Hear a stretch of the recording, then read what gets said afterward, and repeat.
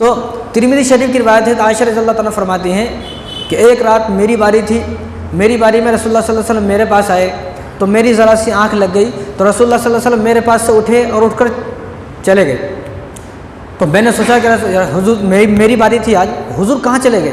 تو میں نے حضور کو تلاش کیا۔ جب میں نے حضور کو تلاش کیا تو دیکھا کہ آپ صلی اللہ علیہ وسلم جنت البقیع میں ہیں، اور جنت البقیع میں جنت البقیع میں کون ہے؟ جنت البقیع میں صحابہ دفن ہے، قبرستان ہے جنت البقیع۔ تو حضور صلی اللہ علیہ وسلم وہاں گئے اور جو بقیع والے جو صحابی وہاں پر دفن ہیں ان کے لیے آپ صلی اللہ علیہ وسلم دعا کر رہے تھے۔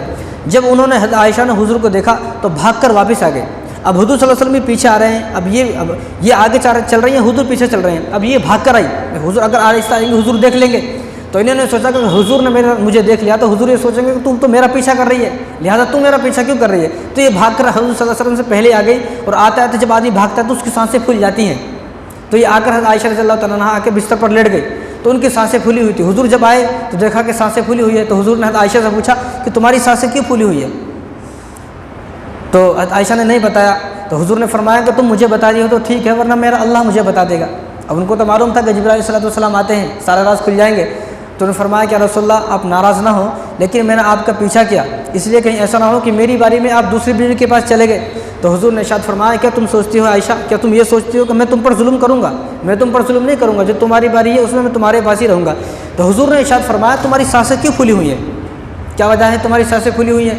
تو انہوں نے فرمایا کہ میں آپ کے پیچھے کرنے گئی تھی، آپ کو میں نے دیکھا آپ جنت البقیع میں تھے، تم آپ کے سامنے بھاگ کے آ رہی تھی۔ تو حضور نے فرمایا کہ اچھا تو تو تھی جو میرے سامنے بھاگ کے آ رہی تھی، کیونکہ وہ لائٹنگ کا زمانہ نہیں تھا، اندھیر تھا، وہ اس زمانے میں اندھیر تھا، وہاں لائٹ کہاں تھی؟ تو حضور صلی اللہ علیہ وسلم اندھیر میں دیکھ نہیں پائے۔ تو حضور صلی اللہ علیہ وسلم نے آہستہ سے حضرت عائشہ رضی اللہ عنہا جو ان کی بیوی ہیں، آپ صلی اللہ علیہ وسلم کی بیوی ہیں اور ہماری امی ہیں، تو حضور صلی اللہ علیہ وسلم نے ان کے سینے پر آرام سے ایسا مکہ مارا، آرام سے۔ آج کل تو اپنی بیوی کو ایسا مار دیا تو چلی جاتی انہیں، ناراض ہو جاتی۔ تو یہاں حضور صلی اللہ علیہ وسلم مذاق کر رہے ہیں بیوی سے، ایسا مکہ مارا۔ تو حضور نے ارشاد فرمایا کہ عائشہ تمہیں پتہ ہے آج کیا ہے؟ آج میں جنت البقیع کیوں گیا، آج میں کیوں اٹھا؟ تو عائشہ نے پوچھا کہ رسول اللہ آپ بتائیں کیا ہے آج؟ تو حضور صلی اللہ علیہ وسلم ارشاد فرمایا کہ میرے پاس جبرائیل علیہ السلام آئے تھے، جب میں آپ کے پاس آیا تو میرے پاس جبرائیل علیہ السلام آئے تھے اور انہوں نے فرمایا کہ آج 15 شعبان کی رات ہے، لیلۃ النصف من الشعبان، کہ آج شب برات کی رات ہے، 15 شعبان کی رات ہے، اور آج کی رات اللہ تبارک و تعالیٰ بنو کلب کے جتنی بنو کلب ہیں، بنو کلب ایک قبیلہ ہے، اس کے پاس بکریاں تھیں، اس کے پاس اتنی بکریاں تھیں کہ وہ بکریاں 10 میل میں آتی تھیں۔ 10 میل جگہ کتنی ہوتی ہے؟ یعنی 10 کلومیٹر۔ اب 10 کلومیٹر کتنا ہوتا ہے؟ دیکھو 1 کلومیٹر یہاں سے آدمی پیدل نہیں چل سکتا، تو 10 کلومیٹر آپ لگا سکتے کتنا ہوتا ہے؟ تو 10 میل میں ان کی بکریاں چرتی تھیں، ان کی بکریاں تھیں، اتنا بڑا ریوڑ تھا ان کے پاس۔ تو حضور نے ارشاد فرمایا کہ جبرائیل صلی اللہ علیہ وسلم نے مجھ سے فرمایا کہ شعبان کے مہینے میں اللہ تبارک و تعالیٰ جتنے بنو کلب کی بکریاں ہیں اور ان بکریوں کے اوپر جتنے بال ہیں، بکریاں گننی مشکل ہے، ایک آدمی کے پاس اگر اتنی بکریاں ہوں کہ 1 کلومیٹر کے اندر ہیں تو بکریاں گننی مشکل ہو جاتی، اس کچھ نہیں معلوم ہوتا، اور یہاں 10 میل کے اندر بکریاں ہیں تو بکریاں ہی لا تعداد تھی، بکریاں ہی بے تحاشا تھی۔ تو حضور نے ارشاد فرمایا کہ بکریاں، ان بکریوں کے اوپر جتنے بال ہیں اتنے لوگوں کی اللہ تبارک و تعالیٰ 15 شعبان کو مغفرت فرماتے ہیں، اتنے لوگوں کی اللہ تبارک و تعالیٰ 15 شعبان کو مغفرت فرماتے ہیں یا جہنم سے نکال کر جنت میں داخل فرماتے ہیں۔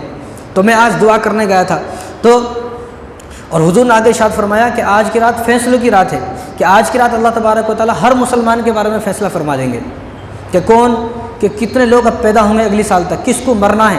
ایک آدمی یہ فرمایا کہ ایک آدمی شادی طے کر رہا ہے کہ میری شادی وہاں ہوگی، رشتے کی باتیں چل رہی ہیں، رسم ہو رہی ہے اور شادی کے واسطے کپڑے خرید رہے ہیں، لیکن اس کا موت کا فیصلہ ہو چکا ہے۔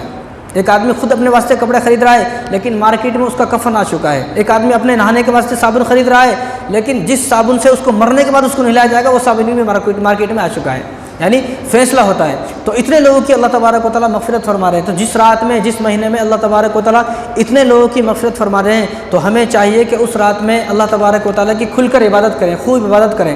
تو دوسرا کام کیا ہے کہ اس رات میں اللہ تبارک و تعالیٰ سال بھر میں کیا ہونے والا ان تمام چیزوں کو لکھ دیا جاتا ہے فرشتوں کو، اللہ تعالیٰ کو تو معلوم ہے لیکن اللہ تعالیٰ فرشتوں کو حوالے فرما دیتے ہیں اس سال میں جو ہونے والا ہے وہ سب اس میں لکھ کیا گیا تمہارے فرشتوں کے حوالے۔ اب یہ کس کس کی جان نکالنا ہے، کون بچہ پیدا ہوگا، کون بچہ صحیح پیدا ہوگا، کس کو رزق ملے گا، کس کا کاروبار میں نقصان ہوگا، کس کا کاروبار اٹھے گا، کون کامیاب ہوگا، کون ناکام ہوگا، کون جنت میں جائے گا، کون دوزخ میں جائے گا، وہ ساری باتیں اس رات میں لکھ دی جاتی ہیں۔